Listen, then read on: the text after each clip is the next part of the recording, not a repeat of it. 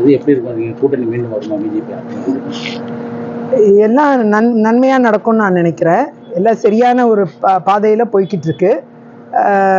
நிச்சயமா இது வந்து ஒரு அனுகூலமான ஒரு சூழ்நிலை ஏற்படும். கூட்டணி பேச்சுவார்த்தைங்கிறது இன்னும் கொஞ்ச நாள் எடுக்கும். ஏன்னா இன்னும் ஓராண்டு காலம் இருக்கு இல்லையா எலெக்ஷனுக்கு. அதனால நிச்சயமா வந்து அதற்குண்டான சாத்தியக்கூறுகள் இருக்குங்கிறது என்னுடைய நம்பிக்கை. இந்த பிஜேபி ஏடிஎம்கே கூட்டணி வரணும், அதுல வந்து நடிகர் விஜயோட தாவேகா கூட்டணி வரதுக்கு வாய்ப்பு இருக்கா? அவரும் வந்து திமுகவை எதிர்த்து தான் அவருடைய அரசியல் அமைஞ்சிருக்கு. அப்படி இருக்கும்பொழுது நேச்சுரலா எதிர்கூட்டணியில அவர் இடம்பெற்று இருந்தா நிச்சயமா அவருடைய எதிர்பார்ப்பும் நிறைவேறும். அப்படி அவர் வந்து கூட்டணியில வரணுங்கிறது அவர் முடிவெடுத்தாருன்னா அது ஒரு நல்ல விஷயமா தான் நான் பார்க்கிறேன். அவர் எடுக்கக்கூடிய முடிவு அவருடைய கட்சி எந்த அளவுக்கு ஆட்சி செய்யக்கூடிய கூட்டணி கூட இருக்குமா அல்லது ஒரு ஓட்டு பிரிக்கிற கட்சியா இருக்குமாங்கிறது அவர் எடுக்கக்கூடிய முடிவுல தான் இருக்கு. கட்சி என்ன கூறுகிறதோ அதன்படி சட்டமன்றத்தில் போட்டியிடாம இருப்பது கட்சியின் முடிவை பொறுத்தே இருக்கிறது. கட்சி என்ன டைரக்ஷன் கொடுக்குறாங்களோ அறிவுறுத்துறாங்களோ அதன் அடிப்படையில் நான் செயல்படுவேன். திமுக ஆட்சியில நிறைய தவறுகள் நடக்கிறத நம்ம பார்த்துட்டு இருக்க முடியுது. தற்பொழுது டாஸ்மாக் ஊழல் வந்து பல்லாயிரம் கோடி ஊழல், பல லட்சம் கோடி ஊழலா இருக்குங்கிற சந்தேகத்தை எழுப்பியிருக்காங்க.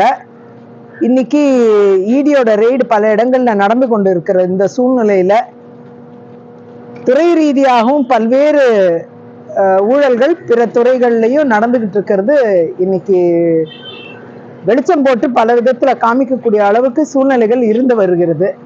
ஏற்கனவே ஆளுநரிடம் இதற்குண்டான மனுவை அனைத்து கட்சிகளுமே வழங்கி எல்லா எதிர்கட்சிகளும் கொடுத்திருக்காங்க. ஆகையால் இந்த அரசை பொறுத்தவரை மக்களுக்கான அரசாக இல்லை என்பதை பல மொழியில் அவங்க வந்து நிரூபிச்சிருக்கிறாங்க. அதற்குண்டான விடயம் நமக்கு நிச்சயமா தேர்தல்கள்ல தான் தெரியும். அதற்கு முன்னாடி தெரியறதுக்கான வாய்ப்புகள் கிடையாது. இந்த ஒருங்கிணைப்புங்கிறது ரொம்ப முக்கியமான ஒன்று. மாநில தலைவர் திரு அண்ணாமலை அவர்களும் அதை தெளிவா சொல்லியிருக்காரு. அந்த அடிப்படையில இன்னைக்கு 5 நின்று போட்டியிட்டால் யாருக்கு லாபம், அனைவரும் ஒருங்கிணைந்து போட்டியிட்டா யாருக்கு லாபம் என்பதை பார்க்க வேண்டும். ஆக மொத்தம் மக்களுக்கு ஊழல் அகற்றப்பட வேண்டும், மக்களுக்கு லாபமாக இருக்க வேண்டும், மக்களுக்கு நன்மை போய் சேர்க்கப்பட வேண்டும். இதுதான் அடிப்படையா இருக்கணும். ஆகையால் வரக்கூடிய தேர்தல்கள்ல எல்லோரும் இணைந்து போட்டியிடுவார்களே ஆனால் நிச்சயமாக மிகப்பெரிய வெற்றி அடைய வாய்ப்பு இருக்கு. அதான் டெய்லி செயின் பறிப்பு, பட்ட பகல்ல கொலைன்னு பார்த்தா இரவிலும் கொலை நடக்குது, குற்றங்கள் அதிகமாயிட்டே போகுது. இன்னைக்கு பெரிய அளவுல பெண்களுக்கு எதிரான குற்றங்களும் அதிகமாயிருக்கு. அப்படிப்பட்ட சூழ்நிலையில இன்னைக்கு நிச்சயமாக ஒரு ஆட்சி மாற்றம் தேவைங்கிறது மக்கள் மனசுலயும் நிறைஞ்சிருக்கிற ஒன்றா இருக்கு. ஆகையால் அதற்குண்டான சூழ்நிலை எதிர்கட்சிகள் ஒருங்கிணைந்து அதற்குண்டான சூழ்நிலையை எடுக்க வேண்டும் என்ற கோரிக்கையை இந்த நேரத்தில் நான் முன்வைக்கிறேன். அனைத்து எதிர்கட்சிகளும் ஒன்னா சேரணும். அவங்க ஒன்னா சேர்றது மக்கள் நலன் கருதி. இத மாதிரி கொலைகள் தவிர்க்கப்படணும். படுகொலைகள் நிறைய நடந்துகிட்டு இருக்கு.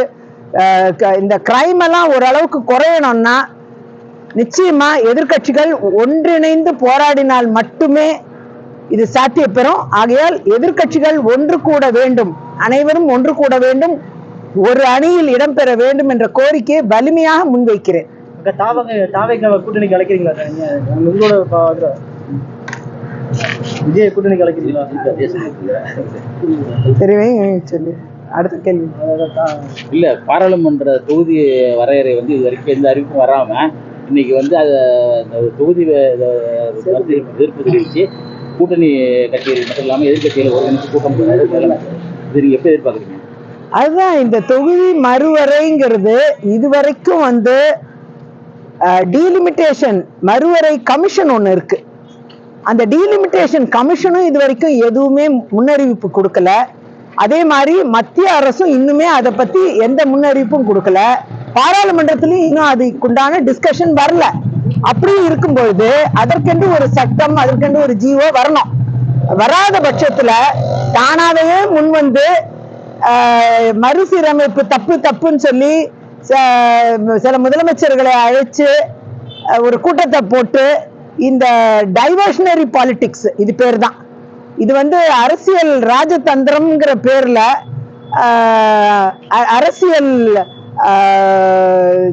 திருப்பங்கள், இப்படிதான் நம்ம அதை பார்க்கணும். டைவர்ஷன், அதாவது இன்னைக்கு டாஸ்மாக் ஊழல், இன்னும் பல்வேறு படுகொலைகள், கிரைம் சிச்சுவேஷன் எல்லாம் மோசமா இருக்கிற இந்த சூழ்நிலையில தமிழ்நாட்டுல இதெல்லாம் பேச்சா மாறக்கூடாது, மீடியா இதை கவர் பண்ணக்கூடாதுன்னு ஒரே காரணத்துக்காக மறுசீரமைப்புங்கிற பேர்ல ஒரு கூட்டத்தை நடத்தி அது மொத்தமாவே மக்கள்கிட்ட இருந்து இந்த விஷயங்களை திசை திருப்பதற்காகவே ஒரு மறுவரைக்கான ஒரு ஜாயிண்ட் ஆக்ஷன் கமிட்டின்னு சொல்லி ஒன்ன போட்டு அதுல ஒரு சில முதலமைச்சர்கள் தான் வந்திருந்தாங்க, பாக்கி எல்லாரும் அவங்க பிரதிநிதிகளை தான் அமைச்சிருந்தாங்க.